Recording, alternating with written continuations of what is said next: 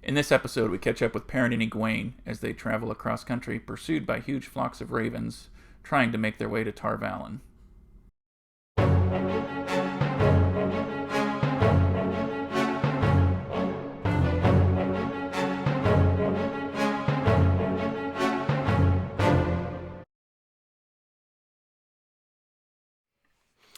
Ooh, sorry, I left some black space there because I was spacing off.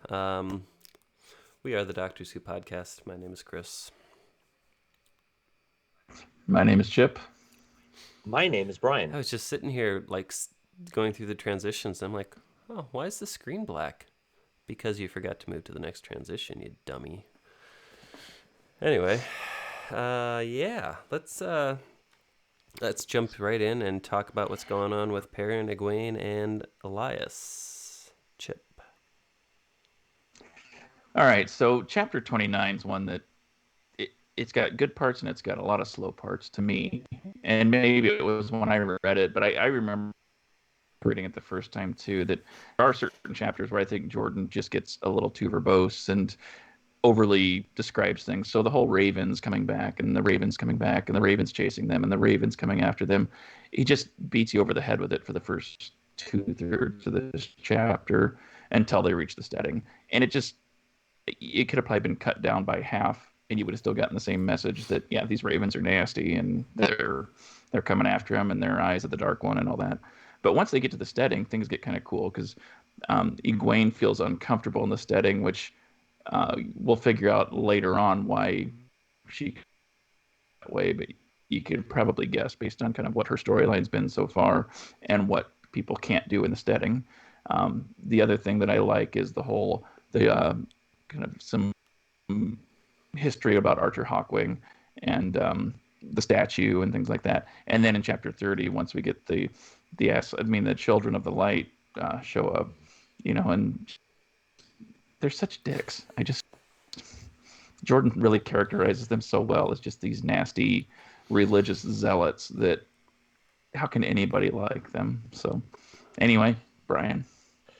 So I would agree with you about the ravens. I was like, all right, we keep going on and on about these and like the fox. And then I kind of remembered something that happened this past summer, and I thought, dude, these birds are creepy. And it also explains why they are like in the chapter headings on some of our chapters. Like you see those black birds, and all right, so again, reaffirming that, okay, these are probably associated with the Dark One. Something like this was bound to happen. Um, so 29, yeah, it was. I thought the setting was kind of cool, and the history was definitely like I really like the history. 30, I read most of it before I finally had to like put the book down and like walk away because I wanted to go punch some. Like I'm a pretty level-headed guy, but I didn't. I was like, these. I will borrow the term jack wagons, just mucked everything up. Like I got I physically had to set it down and walk away. But yeah, it was so characterized of just these self-righteous individuals that really had no business doing what they were doing to Egwene and Perrin. Like it made me mad. So it was good writing. Writing is supposed to evoke emotion, and it clearly succeeded here. It was great. So I will third your opinions that I hate the Children of the Light. Um, in their defense, Perrin apparently did kill 2 of them. So there is that, I suppose. So they might be somewhat justified. That scene, chapter 30, is really kind of like the pinnacle of these two, right? Because they're hiding from the children, and the children find them, and Hopper, the wolf, comes rushing in to protect them. And when they kill Hopper, that is what kind of just like sends Perrin over the edge, and he like almost I think he like blacks out. And then he finds out when he's conscious in is it Bornhold's tent? Yeah, Bornhold's tent. So that was just kind of like, whoa, that was a heck of a place to stop the chapter. But yeah, I agree that the writing in that chapter was very well done. The Ravens, I can see why he drug that on in 29, because it does kind of give you that, it builds you up to that feeling of hopeless dread that Perrin is just immersed in at the tail end there. So I get what Jordan was trying to do there. I'm not sure it was entirely successful, but my opinion.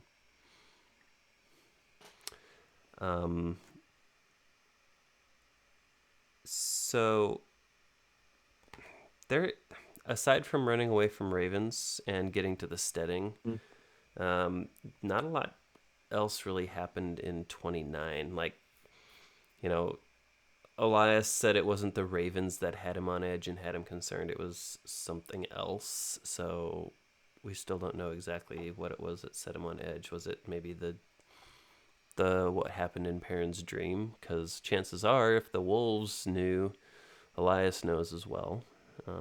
Probably even before the wolves told him about it. And so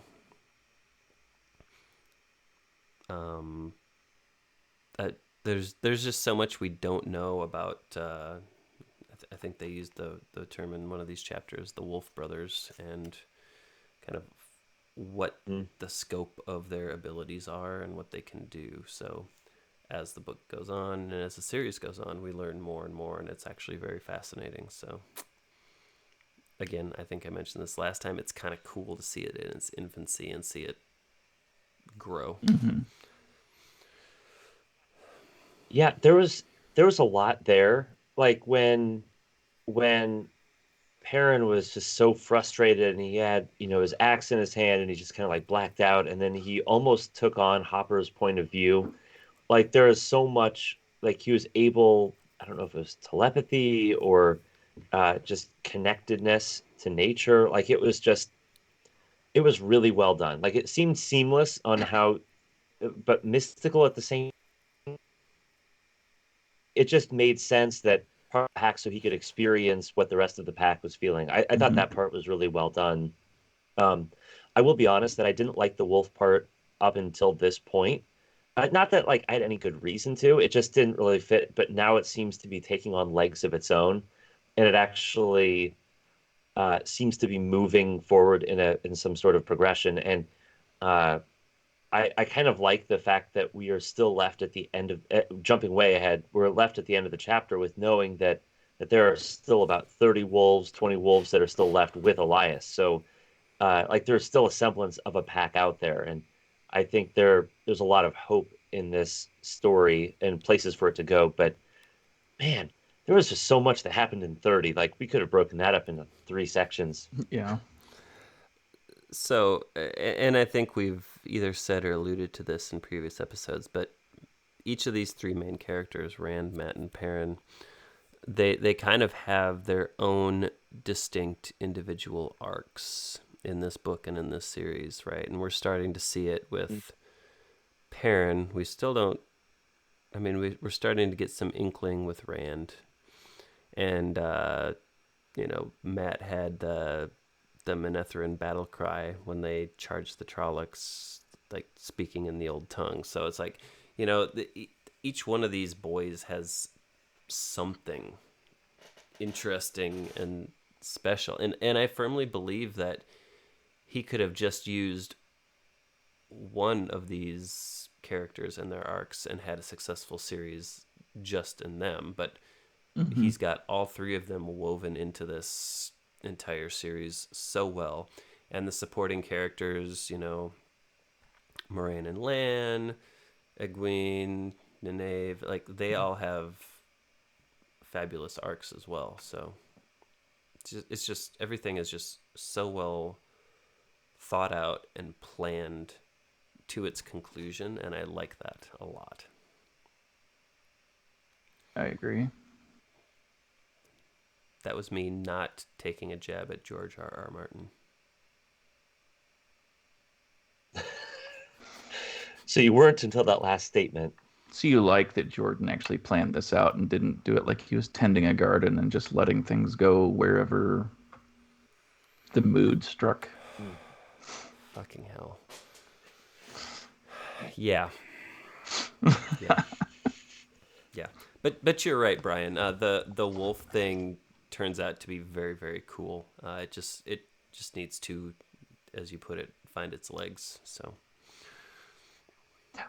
I kind of like with the wolf thing too, where in the previous chapter we were talking about how Nene was kind of groomed to be the wisdom, and she, once she kind of, that was kind of her life plan until she left the Two Rivers and this whole other world opened up to her. Well, now Perrin, was very rooted in the Two Rivers, very, didn't really want to leave, but the other guys were leaving, and so he went along with them. And then this wolf brother thing starts to happen to him, and he fights this a long way. He doesn't. I mean, he can't physically fight it and make it not happen, but he really wishes it wasn't happening to him. I mean, I think he would be very content just to go back to the Two Rivers, become a blacksmith, and live out his life. So he's kind of like the reluctant hero of the group that, he doesn't really want to be here, but he's going to do the right things and, see things through as best he can. But he really kind of fights what's happening to him, where Nanave's kind of like, well, maybe this wouldn't be a bad way to go and bad path to take. So it's kind of interesting how, like Chris was saying, they're just the way the characters are developed, that they're very distinct and have a lot of their own characteristics, and they don't feel cookie cutter at all. So there's a spot in the beginning of chapter 30 where Perrin is talking to Elyas, and he confesses that he was thinking about using his axe to spare Egwene from the ravens, because they just like they saw it take out like a fox or something like that, and it was gruesome. And Perrin mentions that he hates the axe, and Elyas says something along the lines of he will use it more wisely than another because he hates it. And it's that same it's that same reluctance that we were just talking about, right? He doesn't want like adventure and like all these things to happen. He just wants to go be a blacksmith. He doesn't want to do all this stuff, but yet he's thrust into these situations. The whole Tolkien. It's up to us to decide to do what to do with the time we are given. That thing. I butchered that quote. You can little Gandalf wisdom. Yeah. Need some Gandalf wisdom, but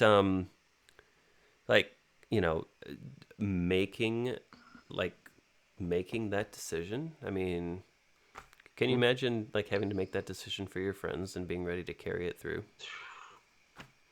Nope. So yeah, I found the quote. So it's you'll use it, boy, and as long as you hate using it, you will use it more wisely than most men would. Yes. Wait. If ever you don't hate it any longer, then will be the time to throw it as far away as you can and run the other way. Yeah. So he seems to have a lot of wisdom, Elyas. So another. Mm-hmm. Yeah, he does. Yeah, there's some history there. Yeah. I still wonder if he's like a warder of some sort. But interesting thoughts. I'm sure we'll find out more. But you're right. You may be right. You may be crazy. Or maybe both. Yeah. Hey, as long as I'm right, then I don't care if I'm crazy, right? I don't know. Something like that. Yeah. So. I'm jumping like to the very end because I felt like this all really, really left on a cliffhanger, and I was really not happy that we stopped at a cliffhanger. But so they were like inside the palm of Artur Hawkwing, like they were like in the hands, and I kind of picture it like kind of like this, and they were just kind of underneath, and we really this is our first. Well, I suppose like our second encounter with the Children of the Light, because we had encountered them in Baralon as well. But this would be Perrin's first, though. Oh, that's a good point. It is Perrin's first. So it was first, just Matt and Rand that really ran into him in Baralon. I mean, they are so darn pushy. Like they were like, "Surrender yourselves now, or we will before? Like, what gives them the right to be the patrollers of the Stedding? I mean, It's the you power of the light. They're right, and you're wrong. gosh. They're just like, yeah, So I don't know. They're like the Karens of this world. can we speak with your manager? We need to Yeah, get more light in here. I know the law, and you're infringing on our rights. Yeah. Something like Yeah. that. But I was really kind of curious, and we can talk about this in the after show Yeah. too, for our Patreon viewers. But I'm kind of curious to know more about Perrin's father, especially on how he became to be such a master blacksmith. That wasn't This his father, though. that wasn't. Master Lewin was who Perrin Oh, worked that's for. right. Mm. That's right. Why did I think it was his father? But I'm curious about his He was history a father because figure, definitely, but Yeah. he was no typical village weaponsmith. I'm wondering kind of what the history is. Like, there's a lot more with the Two Rivers and Eamon's Field than I think we've been told so far. mm-hmm. Like But Again, they you may have be like an onto something. underground training facility where they train expert warriors and Master Luhan makes all their weapons. I hadn't thought that. But yes, now I'm definitely thinking that. Two Rivers Fight Club, Sunday, Mm. Sunday, Sunday. Don't tell your friends. Okay. Yeah, the first rule of the Two Rivers Fight Club is can't talk about it. Yeah. So I think next time, gentlemen. I know we've got a Matt and Rand Yeah. chapter is the next, is 31. I don't know beyond that. Yeah. So at the very least, we will hop back and see what Matt and Rand are doing, and we'll. I think we like trying to break these episodes out into the same set of characters, right? It's a lot easier to talk about one set of characters in an episode instead of like switching back and forth between points of view. So that's probably something we'll try to do if possible. And what you can do is, if you have a strong opinion one way or the other, you can utilize that comment section. See what I did there? It looks like 31 and 32 are both Okay. Matt and Rand So that's chapters, probably next time. so Oh. might be talking a lot. Great. Good work, Chip. Okay. So Brian mentioned this earlier, but we do have a Patreon page. The link is below. Patrons do get not only some swag mailed to you, but you also get a lot of behind-the-scenes access. So maybe some outtakes, maybe some conversations, some planning sessions, and then kind of a deeper dive into some things that we're not able to cover in the main episodes. So feel free to check that out. If you do decide to become a patron and support us, we would just like to express our sincerest thanks. We will use this money for good to make our show better, to pay our graphic designer for continuing to pump out awesome artistic content for us. And anything else? Like hookers? No, probably not. No? I hadn't thought about that, but Just, I'm an idea man. So anyway, We'll storyboard that. keep Yeah. throwing them out there. We'll see what sticks. perfect. Okay. If you enjoyed tonight's video, please feel free to click the like button below. Also, we do post content every week, so if you subscribe and hit the bell notification, you will get a notification. I used the word notification quite a bit there. When we post new content. So we invite you to do that, and we also invite you to hit up our comment section. Talk about the things you liked or didn't like, or, if you want to build on anything we said in the episode, that would be great too. So we will be back at you next week with some Rand and Matt action. And until next time... Alonzi.